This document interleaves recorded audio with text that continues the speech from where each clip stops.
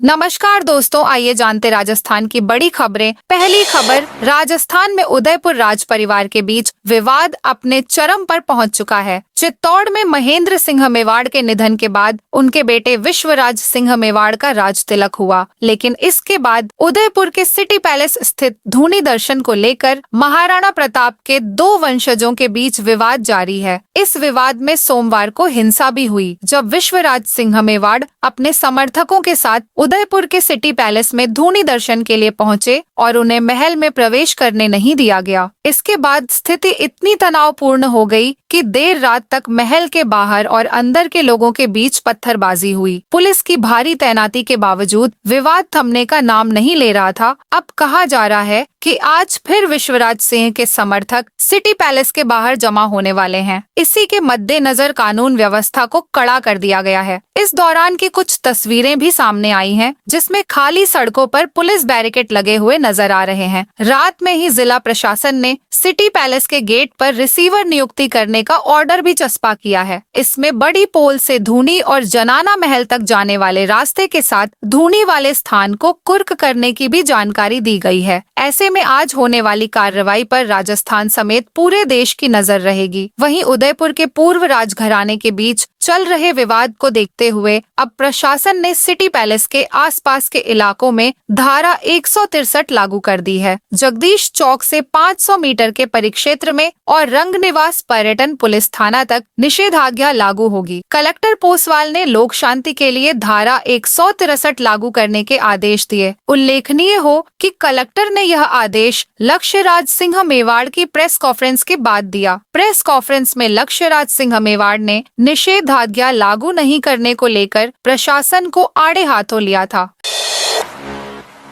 राजस्थान के 172 toll plaza पर FASTag सुविधा की शुरुआत। राज्य सरकार द्वारा प्रदेश के सभी टोल प्लाजा पर फास्टैग सुविधा की शुरुआत करने के निर्देशों के तहत राज्य के कुल 186 टोल प्लाजा में से 172 टोल प्लाजा पर फास्टैग की सुविधा सक्रिय कर दी गई है। आने वाले एक हफ्ते में 8 और टोल प्लाजा पर फास्टैग सुविधा शुरू कर दी जाएगी। प्रमुख शासन सचिव सार्वजनिक निर्माण विभाग प्रवीण गुप्ता ने बताया कि उप मुख्यमंत्री और सार्वजनिक निर्माण विभाग मंत्री दिया कुमारी के नेतृत्व में विभाग ने बहुत कम समय में प्रदेश के टोल बूथों पर फास्टैग इंस्टॉलेशन का कार्य पूरा कर लिया।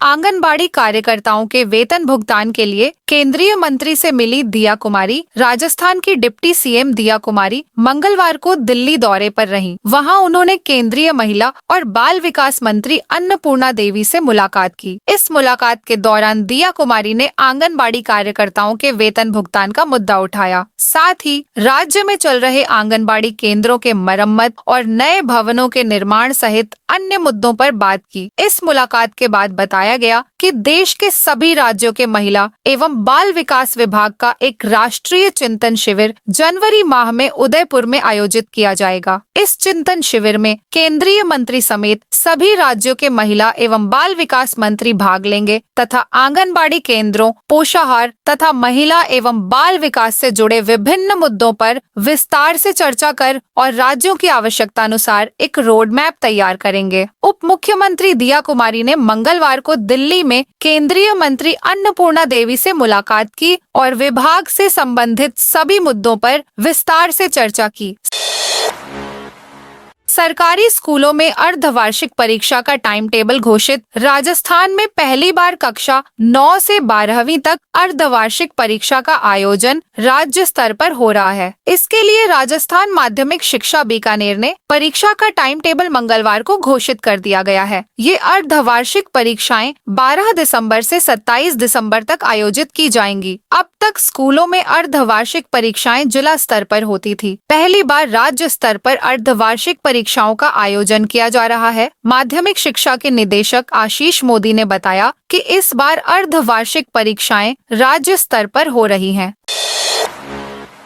उपचुनाव में हार के बाद कांग्रेस में तेज हुई तकरार। राजस्थान कांग्रेस में रार तेज हो चली है। विधानसभा उपचुनाव में पार्टी को जैसी हार मिली, उससे पार्टी में अब बदलाव की चर्चाएं चल रही हैं। इस बीच मंगलवार को कोटा में कांग्रेस कार्यालय में जमकर हंगामा हुआ। शहर जिला कांग्रेस के पार्टी कार्यालय में भारतीय संविधान दिवस पर विचार गोष्ठी आयोजित हुई। तभी कांग्रेस नेता प्रहलाद गुंजल के समर्थक कांग्रेस कार्यकर्ताओं ने विधानसभा लोकसभा चुनाव में भीतरघात और पार्टी प्रत्याशियों की हार का जिक्र किया। इस दौरान कहा गया कि पूर्व मंत्री शांति धारीवाल, प्रमोद जैन भाया, अशोक चांदना तीन मंत्री थे, फिर भी पार्टी प्रत्याशी हार गए। इतना सुनने के साथ ही शांति धारीवाल के समर्थक प्रहलाद गुंजल के समर्थकों में तीखी बहस होते होते धक्का मुक्की तक पहुंच गई। दोनों कांग्रेस नेताओं के समर्थक कार्यकर्ताओं को दूर दूर करना पड़ा। बीजेपी सांसद महिमा कुमारी मेवाड़ और एमएलए विश्वराज सिंह को हाई कोर्ट का नोटिस। राजस्थान हाई कोर्ट ने बीजेपी सांसद महिमा कुमारी मेवाड़ और उनके विधायक पति विश्वराज सिंह मेवाड़ को नोटिस दिया है। इन पर लोकसभा चुनाव में झूठा शपथ पत्र पेश करने का आरोप है। राजसमंद सांसद महिमा कुमारी मेवाड़ और उनके पति नाथ द्वारा विधायक विश्वराज सिंह मेवाड़ को हाईकोर्ट ने नोटिस जारी किया है। दूसरी तरफ विधायक दीप्ति माहेश्वरी पर 2 वोटर आईडी का आरोप है। न्यायाधीश मदन गोपाल व्यास की एकल पीठ में याचिकाकर्ता जितेंद्र कुमार खटीक ने कहा कि भाजपा प्रत्याशी महिमा कुमारी की ओर से नामांकन दाखिले के साथ पेश शपथ पत्र में उनके नामांकन में पैन कार्ड के कॉलम में 4 लोगों के पैन कार्ड अंकित किए गए हैं, जबकि उनके पति विश्वराज सिंह ने नाथ द्वारा विधानसभा चुनाव में 5 पैन कार्ड अंकित किए थे।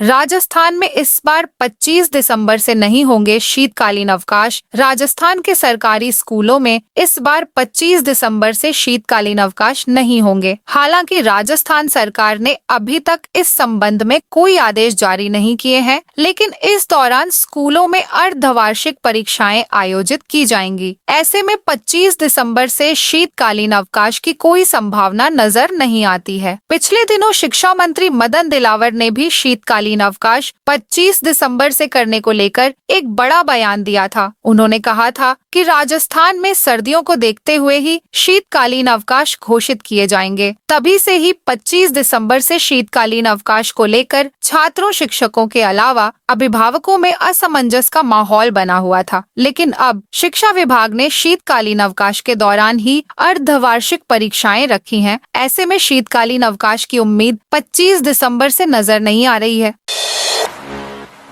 600 रुपए किलो बिकने वाली घटिया चाय पत्ती। राजस्थान में स्वास्थ्य विभाग की टीम ने बड़ी कार्रवाई की है। भीलवाड़ा में एक प्रतिष्ठित उद्योग समूह RCM पर स्वास्थ्य विभाग ने छापा मारा है। इस छापे की कार्रवाई में टीम ने 11,000 किलोग्राम से ज्यादा घटिया चाय पत्ती सीज किया गया। बताया जाता है कि चाय पत्ती के नमूने की जांच की गई थी, जिसमें पाया गया कि चाय पत्ती असुरक्षित पाई गई। इसके बाद RCM की फैक्ट्री परिसर में छापेमारी कर चाय पत्ती जब्त की गई है।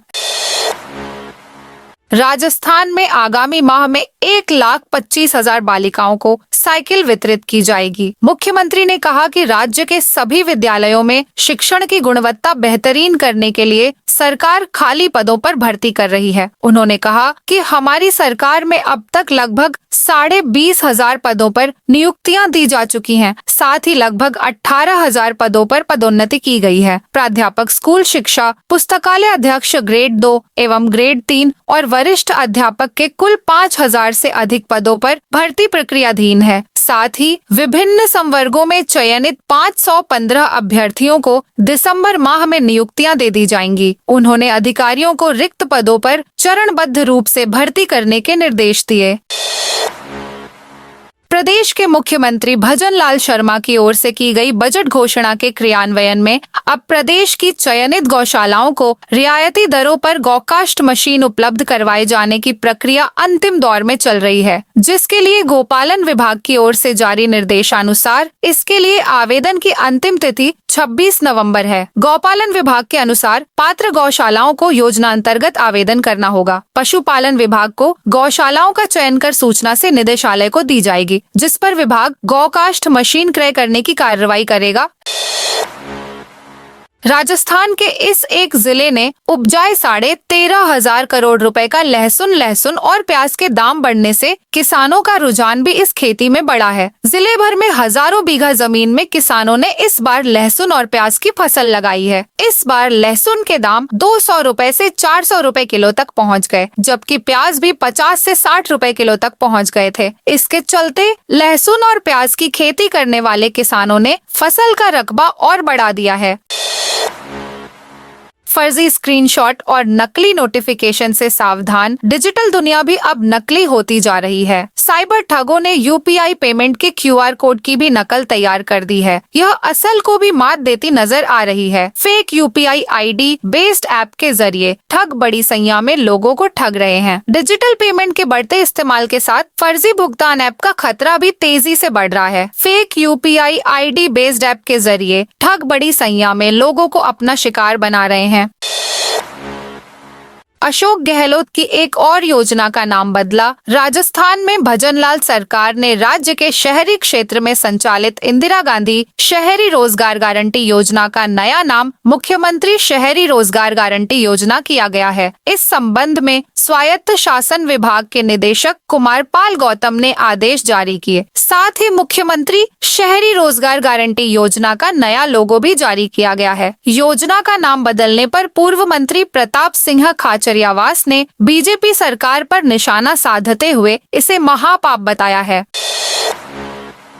आवश्यक दस्तावेज बनाने के लिए 27 नवंबर से 15 दिसंबर तक लगेंगे शिविर। इन शिविरों में विमुक्त घुमंतु एवं अदृत घुमंतु समुदाय के व्यक्तियों के आवश्यक दस्तावेज जैसे वोटर ID, आधार कार्ड, जनाधार कार्ड, मूल निवास प्रमाण पत्र, राशन कार्ड, जनाधार कार्ड, मूल निवास प्रमाण पत्र, राशन कार्ड, घुमंतु पहचान प्रमाण पत्र बनाए जाएंगे। विमुक्त घुमंतु एवं अदृत घुमंतु समुदाय वर्ग के लिए मूलभूत सुविधाएं जैसे स्वास्थ्य, पेंशन, भूमि आवंटन, आवास व्यवस्था आदि से जोड़ने के लिए शिविरों का आयोजन किया जा रहा है। सामाजिक न्याय एवं अधिकारिता मंत्री अविनाश गहलोत ने बताया कि इन शिविरों के लिए ग्रामीण क्षेत्र में संबंधित शिविर प्रभारी, उपखंड अधिकारी व खंड विकास अधिकारी सह प्रभारी होंगे तथा शहरी क्षेत्र में संबंधित उपखंड अधिकारी, शिविर प्रभारी तथा संबंधित अधिशासी अधिकारी एवं कमिश्नर सह प्रभारी होंगे। प्रदूषण रोकने के लिए बहरोड और नीमराना में निर्माण पर प्रतिबंध। राजस्थान के बहरोड ORR नीमराना में निर्माण पर प्रतिबंध लगाया है। वहीं प्रदूषण फैलाने वाहनों पर भी रोक लगा दी है। दिल्ली NCR में बढ़ते प्रदूषण को देखते हुए 2 शहरों में ग्रेप चार लागू किया गया है। कोटपूतली बहरोड जिला प्रशासन ने नेशनल कैपिटल रीजन यानी NCR में आने वाले बहरोड और नीमराना में प्रदूषण रोकने के लिए सख्त कदम उठाए गए हैं। 4,000 से ज्यादा किसानों को खाते में राशि आने का इंतजार। नागौर एवं डीडवाना कुचामन जिले में अब तक 9,000 से ज्यादा काश्तकार मूंग का बेचान कर चुके हैं, लेकिन भुगतान अभी केवल 50% का हुआ है। हालांकि नागौर जिले में किसानों को 34 करोड़ से ज्यादा और डीडवाना कुचामन जिले में 74 करोड़ से अधिक का भुगतान दोनों जिलों के कुल 5,409 किसानों का किया जा चुका है। काश्तकारों की संख्या 9,500 से ज्यादा रही है। इस संबंध में क्रय विक्रय सहकारी समिति के अधिकारियों का कहना है कि भुगतान में कम से कम 1 सप्ताह का समय लगता है। खरीद के बाद माल जमा कर प्राप्ति रसीद को यथा समय भेजवाकर भुगतान की प्रक्रिया को सुचारू बनाए जाने के लिए प्रयास किए गए हैं। जल्द ही वस्तुस्थिति पूरी तरह से व्यवस्थित हो जाएगी। ऐतिहासिक सोनार किले की दीवार के फिर गिरे पत्थर। जैसलमेर के ऐतिहासिक सोनार दुर्ग के शिव मार्ग क्षेत्र की पहले से क्षतिग्रस्त दीवार से बड़े आकार के पत्थरों के मंगलवार दिन में अचानक गिर जाने से क्षेत्र में एक बार फिर दहशत का वातावरण बन गया है। आनन फानन में मौके पर पहुंची पुलिस ने आसपास की दुकानों को बंद करवाया और रास्ते के दोनों ओर बैरिकेड लगवाकर आवाजाही रोक दी। गनीमत यह रही कि ढलान से लुढ़क कर आए वजनी पत्थरों की चपेट में कोई इंसान या पशुधन नहीं आया, नहीं तो बड़ा हादसा हो सकता था। तापमान व जलीय तत्वों पर नियंत्रण से रुकेगी जलकुंभी। एक निजी महाविद्यालय की शोधार्थी मोनिका कनन ने 6 माह के शोध में आना सागर में बार बार फैल रही जलकुंभी का कारण, झील का तापमान व इसमें मौजूद तत्वों को मिलने से रोकने के उपाय करने को इसके नियंत्रण में कारगर बताया है। यह थी आज राजस्थान की बड़ी खबरें।